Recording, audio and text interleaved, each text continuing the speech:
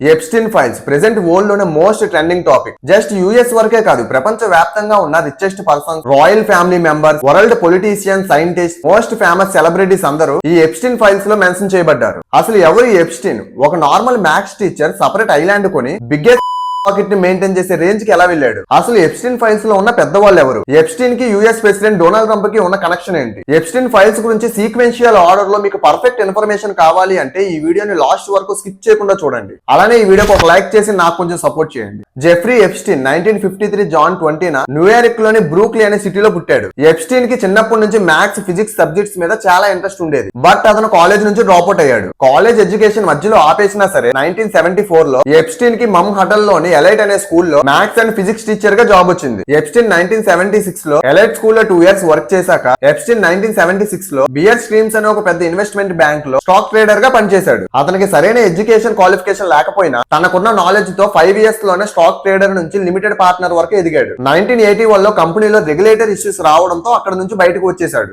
ఎక్కడ నుండే ఎప్స్టీన్ అసలు క్రైమ్ జర్నీ స్టార్ట్ అయింది. ఇంటర్ కాంటినెంటల్ అసెట్స్ గ్రూప్ అనే ఒక కన్సల్టింగ్ కంపెనీని స్టార్ట్ చేసి బిలియనియర్స్ తో కాంటాక్ట్స్ పెంచుకోవడం స్టార్ట్ చేశాడు. ఎప్స్టీన్ తనకు తను ఒక ఫైనాన్షియల్ బౌంటీ హంటర్ గా ప్రమోట్ చేసుకునేవాడు. స్టోలెన్ అసెట్స్ రికవరీ చేస్తాను అని చెప్పి మిలినియర్స్ తో పరిచయాలు పెంచుకున్నాడు. స్టోలెన్ అసెట్స్ అంటే దొంగలించబడిన లేదా నష్టపోయిన డబ్బుని ఎప్స్టీన్ రికవరీ చేస్తాను అని చెప్పి బిలినియర్స్ తో పరిచయాలు పెంచుకునేవాడు. ఇలా ఎప్స్టీన్ కొందరు బిలినియర్స్ స్టాక్ లో లాస్ అయిన ఇన్వెస్ట్మెంట్ ని కూడా వెనక్కి తీసుకొచ్చాడు. ఫర్ ఎగ్జాంపుల్ 1982 లో స్పానిష్ యాక్ట్రెస్ అయిన ఒబ్రేగన్ ఫాదర్ స్టాక్ లో లాస్ అయిన ఇన్వెస్ట్మెంట్ ని ఎప్స్టీన్ రికవరీ చేశాడంట. ఇలా ఎప్స్టీన్ ఫైనాన్షియల్ బౌంటీ హంటర్ గా మిలియన్స్ లో డబ్బు సంపాదించాడు. ఫైనాన్షియల్ బౌంటీ హంటర్ గా సంపాదించిన డబ్బుతో లగ్జరీ లైఫ్ బ్రతకడం స్టార్ట్ చేశాడు. ఈ లగ్జరీ ఏ రేంజ్ లో ఉండేది అంటే ఎప్స్టీన్ కి తనకంటూ ప్రైవేట్ జెట్, హాలిడేస్ లో చిల్ అవ్వడానికి మ్యాన్సోన్, షిప్స్ ని మెయింటైన్ చేసేవాడు. ఫైనాన్షియల్ బౌంటీ హంటర్ గా ఎప్స్టీన్ చాలా ఫ్రాడ్స్ చేశాడు. అప్పుడు తన మీద చాలా కేసెస్ కూడా రిజిస్టర్ అయ్యాయి. కానీ ఇవన్నీ ఫైనాన్షియల్ ఫ్రాడ్స్ నుంచి స్లోగా అతను తన క్రైమ్ రూపాన్ని మార్చుకుంటూ వచ్చాడు. అది ఎలా అంటే అండర్ ఏజ్ అమ్మాయిలని ప్రోస్టిట్యూషన్ లోకి దింపడం.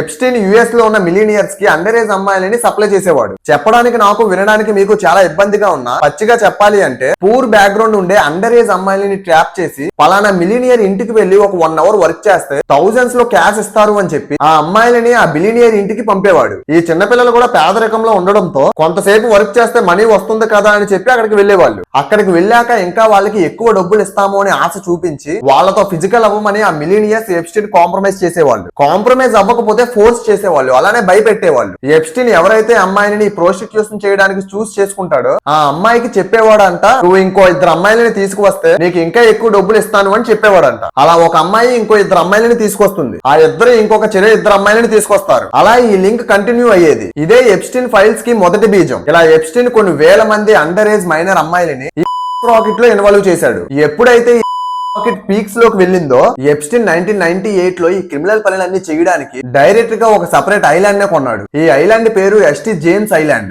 దీన్ని అప్పట్లోనే దాదాపు $8 million పెట్టి కొన్నాడంట. ఐలాండ్ లో టెంపుల్స్, మ్యాన్సన్స్ బిల్డ్ చేసి గ్రాండ్ గా పార్టీస్ ఆర్గనైజ్ చేసేవాడు. ఈ పార్టీస్ కి వరల్డ్ లోనే ఉన్న big celebrities, politicians, royal family members అందరినీ ఇన్వైట్ చేసేవాడు. తన ప్రైవేట్ జెట్ ఎక్స్ప్రెస్ లోనే ఈ హై ప్రొఫైల్ పీపుల్స్ ని న్యూయార్క్ నుంచి పార్టీస్ జరిగే ఐలాండ్ కి తీసుకొచ్చేవాడు. ఫ్లైట్ లాగ్ బుక్ లో hundreds of famous people names ఉన్నాయి. US president Donald Trump name అయితే ఆ లాగ్ బుక్ లో 6 times మెన్షన్ చేసింది. ఎప్స్టీన్ ఈ ఐలాండ్ లో అండర్ ఏజ్ మైనర్ గర్ల్స్ ని పెట్టి వాళ్ళతో నోటుతో చెప్పడానికి ఒక యావరేజ్ మనిషి సిగ్గుపడేలా నీచమైన ఇండీసెంట్ పనులు చేసేవాడంట. అక్కడికి వచ్చిన పీపుల్స్ అవి చూసి ఎంజాయ్ చేయటం, ఆ చిన్నపిల్లలతో ఇండీసెంట్ యాక్ట్స్ చేయడం, ఇంకా చెప్పాలి అంటే ఫోర్స్ఫుల్ యాక్ట్స్ చేయడం, విపరీతమైన ఫ్యాంటసీ యాక్టివిటీస్ కూడా పిల్లల మీద జరిగేవి. ఇక్కడ ఆశ్చర్యకరమైన విషయం ఏమిటంటే ఐలాండ్ మొత్తం ఎవరికీ తెలియకుండా సీసీ కెమెరాస్ అరేంజ్ చేసి ఉన్నాయి. ఈ విషయం అక్కడికి వచ్చిన పొలిటీషియన్, సెలబ్రిటీస్ కూడా ఎవరికి తెలియదు. అక్కడ జరిగే యాక్టివిటీస్ అన్ని ఎప్స్టీన్ దగ్గర పెన్ డ్రైవ్, హార్డ్ డిస్క్ రూపంలో సేవ్ చేసి ఉంటాయి. మిలినియర్ సీక్రెట్స్ అన్ని తన దగ్గర పెట్టుకొని వాళ్ళని కమాండ్ చేయాలి అనేది ఎప్స్టీన్ ప్లాన్. ఇక్కడ జరిగే పనులు స్లోగా బయటికి రీచ్ అవడంతో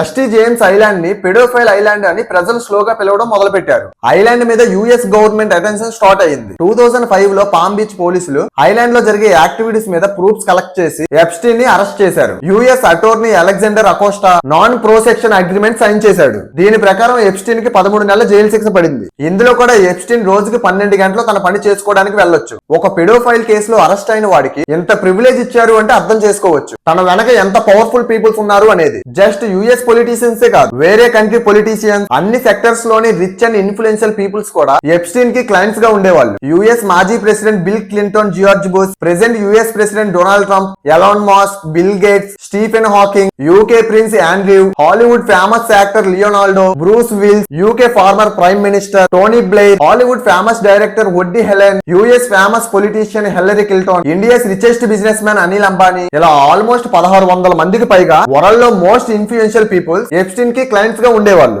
ఎప్స్టీన్ 2006 లో జైలు నుంచి రిలీజ్ అయ్యాడు. ఆల్మోస్ట్ 2018 వరకు తన క్రైమ్ బిజినెస్ అనేది కంటిన్యూ చేశాడు. 2019 లో FBI ఈసారి సాలిడ్ ప్రూఫ్స్ తో ఎప్స్టీన్ ని అరెస్ట్ చేసింది. కానీ ఆగస్ట్ 10, 2019 లో ఎప్స్టీన్ జైల్లోనే సూసైడ్ చేసుకుని చనిపోయాడు. ఈ సూసైడ్ మీద చాలా డౌట్స్ ఉన్నాయి. పోలీసులే ఎప్స్టీన్ ని చంపేశారు అని ఎలిగేషన్స్ కూడా ఉన్నాయి. ఎప్స్టీన్ సూసైడ్ చేసుకుంటున్న టైంలో జైల్లో ఒక్క CCTV కెమెరా కూడా పనిచేయలేదు. దీన్ని బట్టే మనం అర్థం చేసుకోవచ్చు ఎప్స్టీన్ సూసైడ్ వెనక ఎంత కుట్ర దాగి ఉందనేది. ఎప్స్టీన్ చనిపోయాక పోలీసులు తన ఫ్లాట్ లో pen drives, hard disk, CDS ఇలా పెద్ద మొత్తంలో రికవరీ చేశారు. ఇందులో ఉన్న ఇన్ఫర్మేషన్ అండ్ అంతకు ముందు ఎప్స్టీన్ నుంచి రికవరీ అయిన ఇన్ఫర్మేషన్ మనకి ఎప్స్టీన్ ఫైల్స్ లా ఇప్పుడు బయటకు వచ్చింది. ఈ ఎప్స్టీన్ ఫైల్స్ అనేవి కొన్ని లక్షల అంతకన్నా ఎక్కువ పేజెస్ లోనే ఉన్నాయి. ఇప్పటి వరకు మనం చూసింది కేవలం 0.1% మాత్రమే. అసలు ఇంకా బయటకు రావాల్సిన ఇన్ఫర్మేషన్ చాలా ఉంది. ఒక మాజీ అమెరికన్ స్పై ప్రకారం ఎప్స్టీన్ అనేవాడు ఇజ్రాయెల్ సీక్రెట్ ఏజెన్సీ మోసద్ క్రియేట్ చేసిన సీక్రెట్ స్పై అంట. అంటే ఈ థియరీ ప్రకారం ఇజ్రాయెల్ వాళ్ళు యుఎస్ ని కంట్రోల్ చేయడానికి ఎప్స్టీన్ అనేవాడిని క్రియేట్ చేశారు. యుఎస్ లో హై ప్రొఫైల్ పీపుల్స్ ని ట్రాప్ చేసి వాళ్ళ సీక్రెట్స్ అన్ని ఎప్స్టీన్ తన దగ్గర పెట్టుకుంటాడు. అంటే ఇండైరెక్ట్ గా యుఎస్ సీక్రెట్స్ అన్ని ఇజ్రాయెల్ దగ్గర ఉన్నట్టే. So US politicians, high profile people like Elon Musk, Bill Gates Israel కి యాంటీ అవుతున్నారు అంటే వాళ్ళ సీక్రెట్స్ రివ్యూ చేస్తాము అని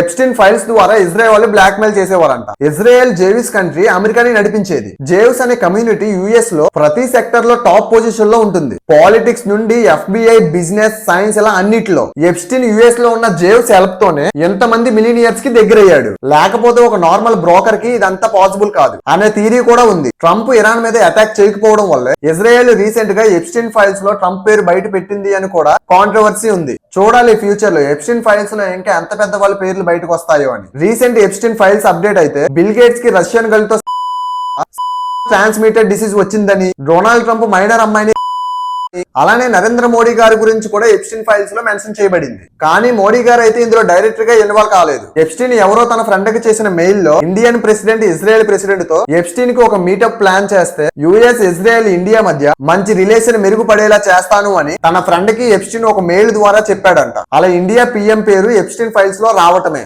రీసెంట్ గా మైకిల్ జాక్సన్ పేరు కూడా బయటకు వచ్చింది. చూడాలి ఇంకా ఎన్ని షాకింగ్ విషయాలు బయటకు వస్తాయో. ఈ వీడియోని ఎంతవరకు చూసారు అంటే ఖచ్చితంగా నచ్చింది అనుకుంటున్నా. నచ్చితే అలా చూసి వెళ్ళిపోకుండా ఈ వీడియోకి ఒక లైక్ చేయండి చాలు. అలానే ఇలాంటి మంచి మంచి వీడియోస్ కోసం మన ఛానల్ ని సబ్స్క్రైబ్ చేసుకోండి.